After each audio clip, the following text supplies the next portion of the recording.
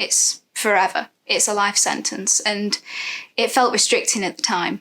And I suffered with my mental health a bit because of it. It was hard. It did affect my mental health. I felt like a bit suicidal. I ended up with post-traumatic stress disorder, and just mentally I felt very low, and I ended up with anxiety, and I just felt like the world was kind of closing in on me because of it. There were sometimes 3-4 day periods where I wouldn't get out of bed. You know, getting up and cleaning my teeth was a chore. So I think after having the surgery, it was the main thing that was sticking out for me was sort of the scars. And I've always been quite a shy and quite timid person. And then I think with the scars, it just sort of almost knocked my self-confidence. And with the Crohn's disease and like weight changing and things like that, it's quite hard and that impacts it quite a bit. So I think I struggle with a lot of the self-confidence part of it. Being on steroids quite a lot seems made me put on weight, so my self-confidence is not there, which, you know, I'm getting help with at the moment. But yeah, it definitely takes a hit on you. I think I was in year 7 or year 8 and we were learning about the bowel, and I did have a panic attack, so I did have to leave the room, sort myself out, and to kind of pluck up the courage to walk back in there with a smile on my face. I was with a psychologist, and she was like, you know, it's taken over your life. Like, I wouldn't go out because I was so scared.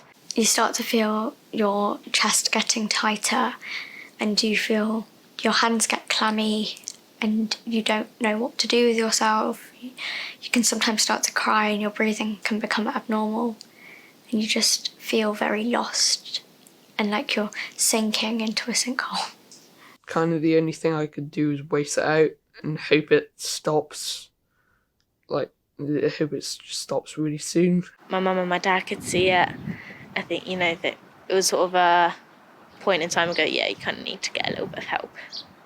It wasn't until that I sat there and cried, to the point where I was at having a breakdown, I guess, in front of the doctor. My consultant recommended that I have therapy, and so I started seeing a therapist, and she helped me through my anxiety.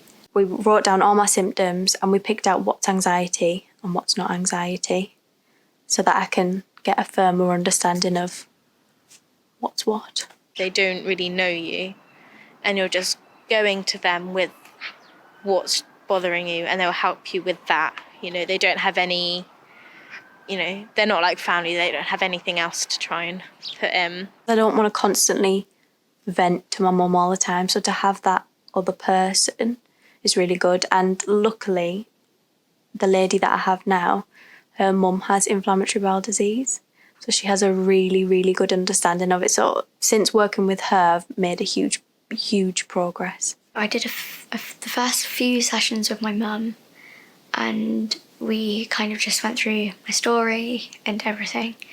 And then I started to slowly do sessions on my own with just my therapist, and we came up with methods to try and help treat panic attacks and anxiety. I think I needed it to sort of come to terms with the realisation of, you know, what UC was, because it was kind of just all thrown at you. But yeah, it sort of helps you understand and how you can get on with your day-to-day life. It's a lot to deal with mentally, and it can be quite self-deprecating. You can become quite hard on yourself when it's not... I can't control my stomach, unfortunately, and I wish I could, but I can't. And it's having that understanding and that help from someone else to just be that guide through it all is really, really, really helpful.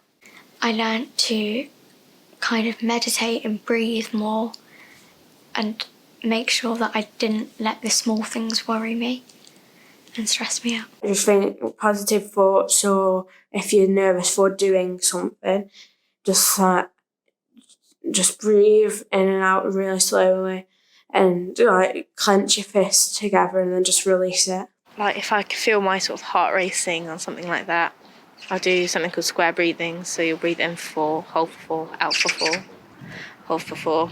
And that sort of just focuses your mind and not on not feeling very well, you know, just focus on breathing. And really we should be doing full deep breaths every time we breathe, but that's easier said than done, and so it's kind of when you are having a panic attack or you feel very uneasy, making sure that you concentrate on something like breathing from your diaphragm, because it takes your mind off of anything else.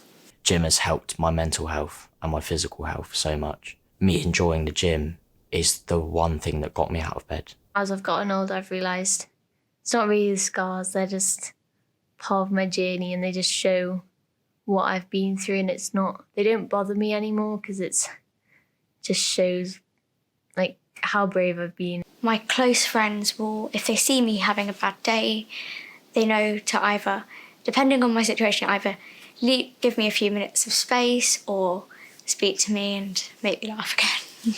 And having those people around you is so key to surviving, really, mentally with this. The people that really care about you will understand and will try and understand. And if people don't understand and are quite rude about it, then they're not the people to have in your life, because they're not going to uplift you, they're just going to drag you down. I'm in a better place. Sometimes if I've had an off day and I'm at school and something's happened or something that just affects my Crohn's, I do feel quite anxious, but then I don't feel as bad as I did, and I know how to deal with it.